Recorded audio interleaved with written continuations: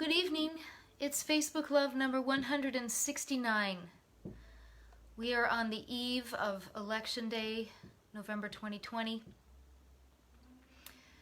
And if you're like most of our voting population, you're probably feeling a combination of anxiety, fear, concern about strange behavior going on around the country, folks being chased down highways by cars with Trump flags and guns on their racks, people blocking bridges, and at the same time police shooting tear gas at peaceful protesters. It's unnerving. I've been strangely calm. I feel like something is very different. We are very much awake, and I don't mean like woke. I just mean we as a people, we as Americans are very much awake, and we are paying attention. And that can only be a good thing. So whatever the outcome, which is going to take weeks, whatever the outcome, we're not going back. Things are changing. So I was thinking about poetry and what it means, and I came upon an article by Maria Popova about Audre Lorde. And this is not her poetry, it's her writing about poetry. So I'd like to read that, and then I will read something by Walt Whitman, quintessential American writer. Because, believe it or not, with all this uncertainty, I feel very patriotic. I feel very excited about the growth of our country and about the ability for us to make real change. So here is something about what Audre Lorde said about poetry. The writer Maria Popova says first that she is referring also to a writer named Rebecca West, and I'll start with this part of the quote. Rebecca West insisted in her superb meditation on storytelling and survival that art is not a plaything, but a necessity, and its essence form is not a decorative adjustment, but a cup into which life can be poured and lifted to the lips and be tasted. Audre Lorde writes, "Poetry is not a luxury. It is a vital necessity of our existence. It forms the quality of the light within which we predicate our hopes and dreams toward survival and change, first made into language, then into idea, then into more tangible action. Poetry is the way we help give name to the nameless so it can be thought. The farthest horizons of our hopes and fears are cobbled by our poems, carved from the rock experiences of our daily lives." Maria Popova goes on to say, in a sentiment evocative of Hannah Arendt's sobering insight into speech, action, and how we change the world, Lorde considers what it takes for women, for non-white persons, for persons of daring and divergence from the status quo, to reconceptualize culture, then take action that bridges the new conception with a new reality.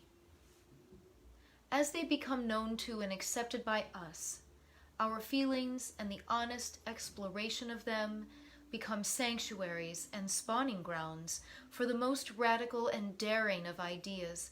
They become a safe house for that difference so necessary to change and the conceptualization of any meaningful action.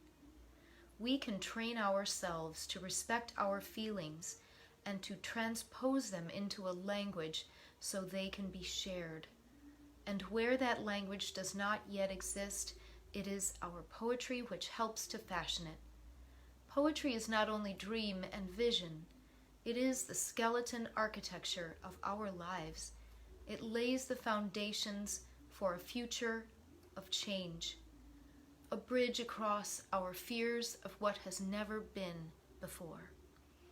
Poetry, Lorde intimates, this is Popova again, is also a singular prism for the present that becomes a portal of light from our impossible pasts to our possible futures.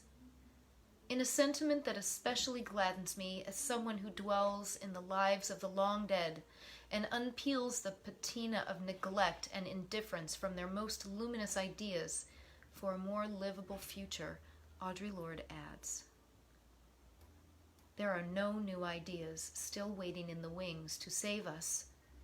There are only old and forgotten ones, new combinations, extrapolations and recognitions from within ourselves, along with the renewed courage to try them out, and we must constantly encourage ourselves and each other to attempt the heretical actions that our dreams imply, and so many of our old ideas disparage.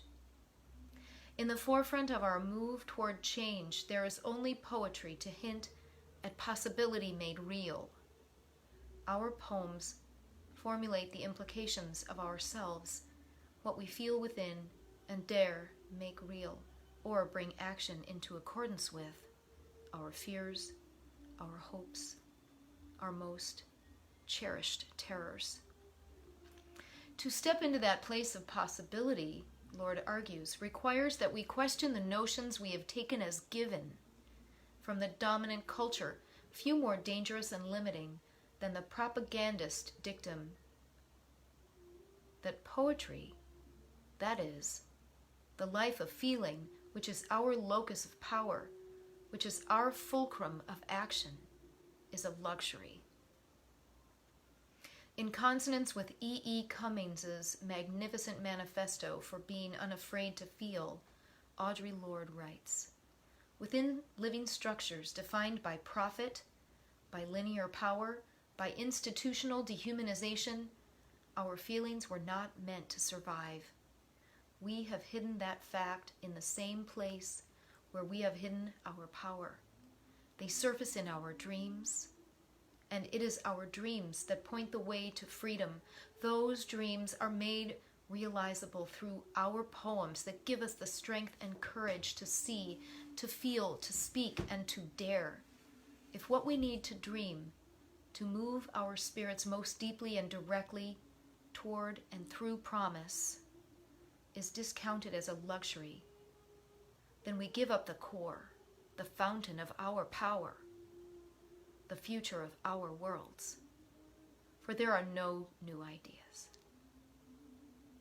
There are only new ways of making them felt, of examining what those ideas feel like being lived on Sunday morning at 7 a.m., after brunch, during wild love, making war, giving birth, mourning our dead, while we suffer the old longings, battle the old warnings and fears of being silent and impotent and alone, while we taste new possibilities and strengths. I am letting Audre Lorde be a guide to me for today, tomorrow, for the coming weeks of uncertainty, for the crazy behavior that we're going to see, which we are going to be challenged not to react to, only to respond. When Audre Lorde talks about poetry and about art, I would add to that as a singer that the lyrics of songs can also be included there.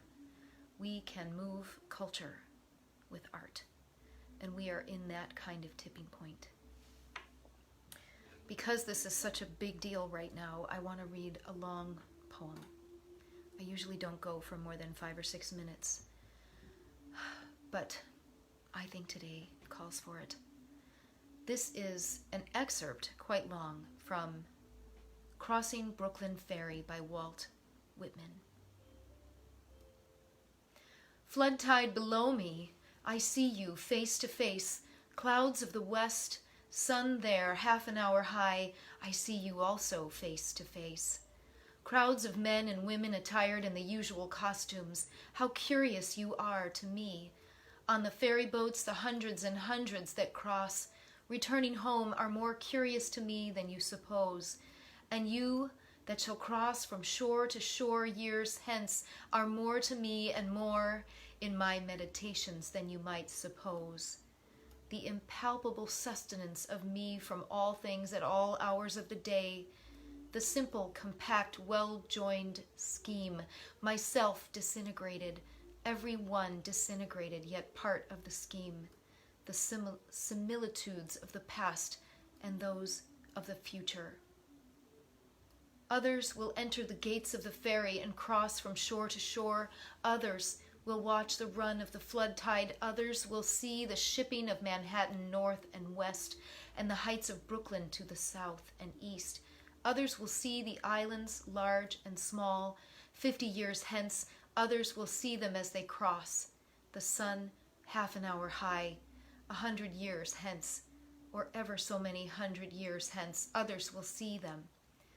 Will enjoy the sunset, the pouring in of the flood tide, the falling back to the sea of the ebb tide. It avails not, time nor place. Distance avails not. I am with you, you men and women of a generation or ever so many generations hence. Just as you feel when you look on the river and sky, so I felt. Just as any of you is one of a living crowd, I was one of a crowd. Just as you are refreshed by the gladness of the river and the bright flow, I was refreshed.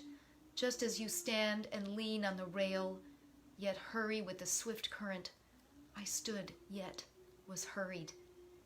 What is it then between us? What is the count of the scores or hundreds of years between us? Whatever it is, it avails not. Distance avails not, and place avails not. I too lived. Brooklyn of ample hills was mine. I too walked the streets of Manhattan Island and bathed in the waters around it. I too felt the curious, abrupt questionings stir within me. It is not upon you alone the dark patches fall. The dark threw its patches down upon me also. The best I had done seemed to me blank and suspicious.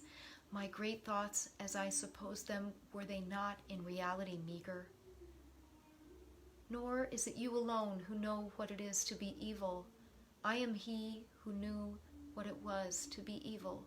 I too knitted the old knot of contrariety, blabbed, blushed, resented, lied, stole, grudged, had guile, anger, lust, hot wishes I dared not speak, was wayward, vain, greedy, shallow, sly, cowardly, malignant.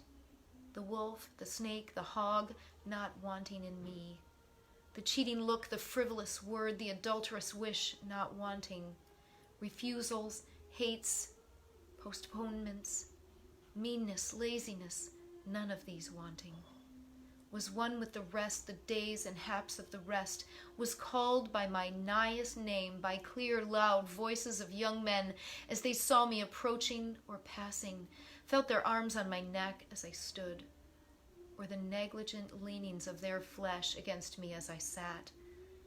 Saw many I loved in the street, or ferry boat, or public assembly, yet never told them a word, lived the same life with the rest, the same old laughing, gnawing, sleeping, played the part that still looks back on the actor or actress, the same old role, the role that is what we make it, as great as we like, or as small as we like, or both great and small. A portion from Walt Whitman's Crossing Brooklyn Ferry. Thinking about poetry and our ability to change the world. Thinking about feeling how connected we are to all other people, even those we disagree with, even those we see as evil. We are all these things. You can find it in the Psalms, you can find it in poetry and songs, you can hear it in music, you can see it in paintings. Be of good hope. I'm a nerd. I'm a nerd for our culture. I'm a nerd for this government. If we don't get what we want, we keep going. We keep working until we find a better way. This is Facebook Love. I'll see you tomorrow.